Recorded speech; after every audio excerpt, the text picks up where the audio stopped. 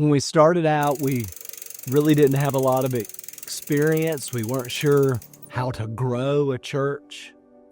We were simply asking the question, what kind of church would I want to attend? On my first Sunday at Definition, 15 college students showed up. At the time, most of our church was between 50 and 70 years old, and one of those families had a son who attended UNCG. He convinced a group of his friends to show up for my first Sunday. My name is Rick Rayford. I've been at Definition for 26 years, on staff for the last 8 years. I was one of the very first college students at Definition Church. I was present on Pastor Allen's very first Sunday. We walked in to the church. There were about 12 to 14 college students, and we were there because we knew Pastor Allen was coming. That was his very first Sunday. And as a 20-something, the people that were in the church currently wanted a group of young people that they felt like Pastor Allen might relate to. Well, Tina and I were only 27, so it was easy for us to connect with those students.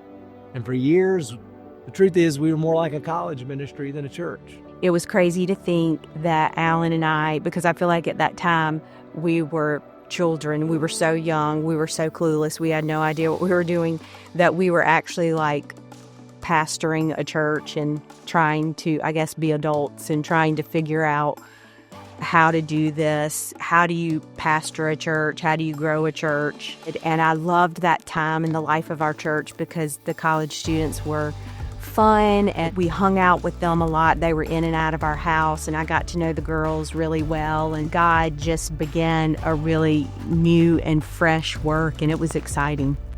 And together we were discovering what kind of church we wanted to be.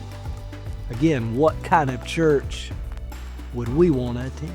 When we started, we were all young, and like Jesus, we saw the power of focusing on the next generation, kids, students, young adults. And thankfully, God helped us to attract adults who are mature enough to see the importance of passing their faith on to the next generation. They basically became our parents away from home. They immediately embraced us.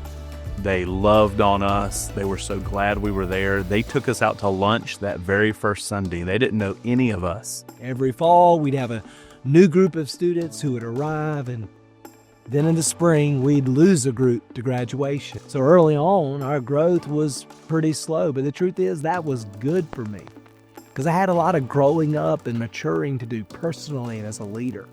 But it really still felt like family. The core group of people that were there never left. They were unwavering in the midst of the early years of growth in the church, and it really provided some stability. And though it took a long time for that core to grow significantly, it was very meaningful spiritually to everyone there. It gave us a great foundation to build our faith upon. One of the other college students in the same group of college students that I was a part of was Amber. Amber and I were the very first people that Pastor Allen married within our church. This season in our lives was incredibly valuable. It gave us both a spiritual foundation that in time we would build the rest of our lives upon. And Amber and I made a decision early on that the community that we had at Definition Church was something that was more valuable to us than anything else. God has continued to send us college students. God has continued to send us young people, and we have just continued to not put them off to the side.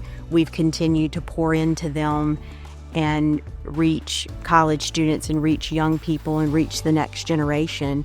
And it's been a beautiful thing to see, and God has just really blessed us for it. The reason the college students stayed is because we recognized Pastor Allen's passion for Jesus, and it was contagious. And at the same time, we had a group of older adults who loved us like we were their own children. And the combination of the love and the spiritual fervor that existed in that church made it unlike any other church in Greensboro.